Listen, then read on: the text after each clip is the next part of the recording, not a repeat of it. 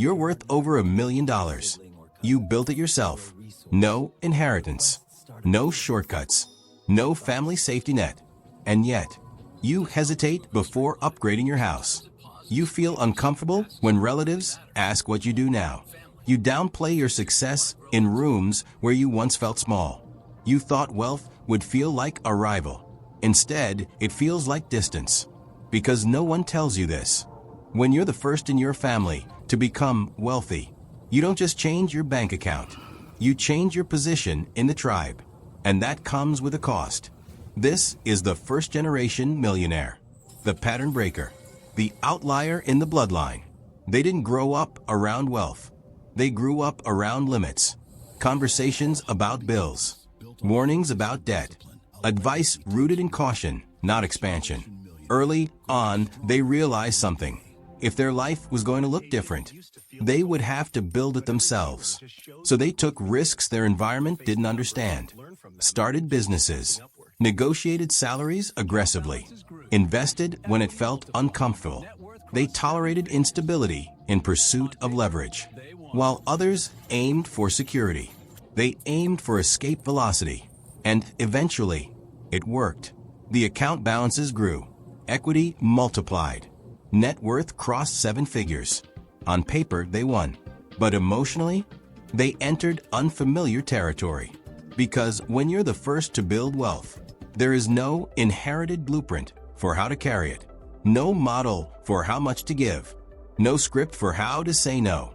No example of how to upgrade your life without feeling disloyal. So they exist between two worlds. Too wealthy to fully relate to where they came from. Too self-made to feel fully at home among inherited wealth. They are respected, admired, sometimes envied. But quietly, they are negotiating guilt, responsibility, and belonging. And that negotiation shapes every financial decision they make.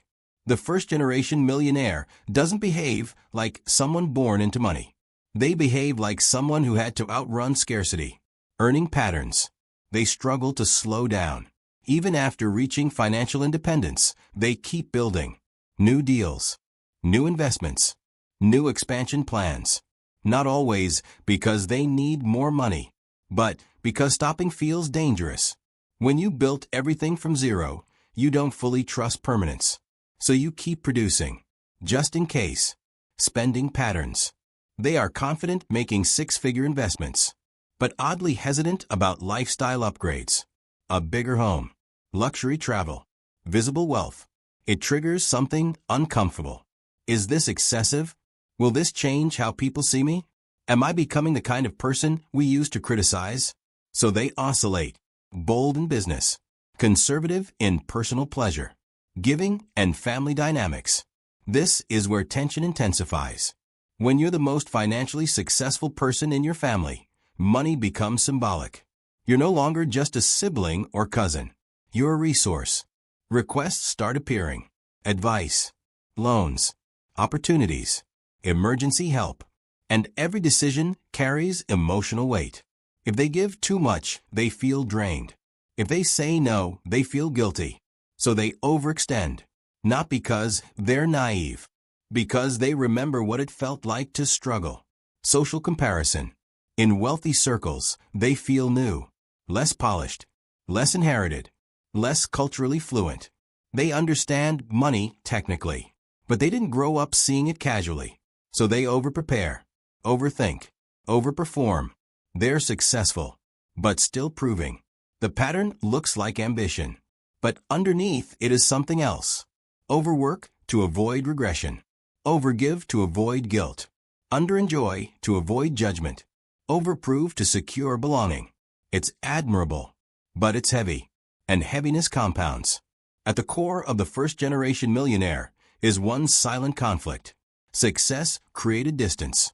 Humans are wired for belonging. For most of history, survival depended on staying aligned with your group. Shared values meant shared safety. When you dramatically out-earn your environment, you don't just rise financially. You separate socially. And separation, even upward, can feel dangerous. This is where success guilt begins. You know you worked relentlessly, but you also know others worked hard too. You see friends, siblings, cousins who didn't get the same outcomes. And a quiet question forms. Why me? That question creates tension. If you upgrade too visibly, you risk being seen as different. If you set financial boundaries, you risk being seen as selfish. If you talk openly about wealth, you risk creating distance. So you shrink in certain rooms. You downplay numbers. You soften achievements. You joke about being lucky. Not because you lack confidence. Because you're protecting connection. There's also identity lag. Your external life changed rapidly. But internally, your self-image formed in an environment without wealth. You didn't grow up seeing investment portfolios discussed at dinner. You didn't see generational planning modeled casually. So wealth feels earned, but not normalized. You built money. You didn't inherit comfort around it. That creates constant internal negotiation. How much do I keep? How much do I give? How much is too much? And here's the deeper truth. The first-generation millionaire doesn't fear losing money as much as they fear losing belonging. Money can be rebuilt. Belonging feels harder. So they unconsciously trade emotional comfort for relational safety. And over time, that trade becomes expensive. Let's fast forward 20 years. The first-generation millionaire is now in their 50s. Net worth has grown. Assets diversified. Maybe 8 figures now. On paper, it's generational success. But outcomes depend on which internal script kept running. If nothing changes, they never defined boundaries clearly. They kept saying yes to avoid guilt, kept overextending to maintain harmony, kept downplaying success to protect relationships. Financially, they're stable, but cash flow gets quietly drained through informal loans, repeated rescues, blurred generosity. Emotionally, something builds. Resentment, not explosive, just slow. They start questioning motives. Do they value me or what I provide? They withdraw slightly, share less, trust less. Wealth grows, connection weakens, and success begins to feel isolating instead of liberating. If the pattern shifts, same income, same starting net worth, different identity, they define generosity with structure. Instead of emotional reactions, they create policies. A yearly family support budget, clear boundaries on loans, investment instead of rescue. They allow lifestyle upgrades without apology. They stop shrinking in rooms. They speak about money calmly, without defensiveness. Over 20 years, something compounds beyond assets. Comfort, confidence, clarity. Their wealth doesn't just grow. Their relationship with it stabilizes.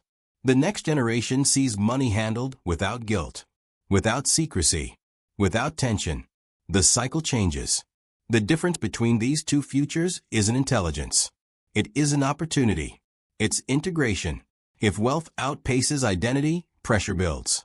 If identity evolves with wealth, stability builds. Money compounds. But so do unresolved emotions. The first-generation millionaire doesn't need more strategy.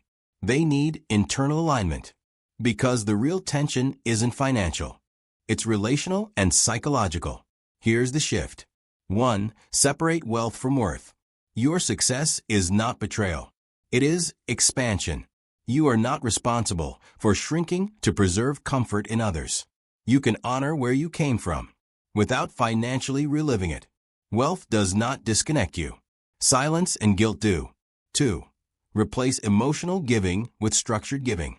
Generosity should be intentional, not reactive. Define a number, a percentage, a yearly allocation, a clear boundary. When support is structured, guilt decreases. Because you're choosing, not being pressured.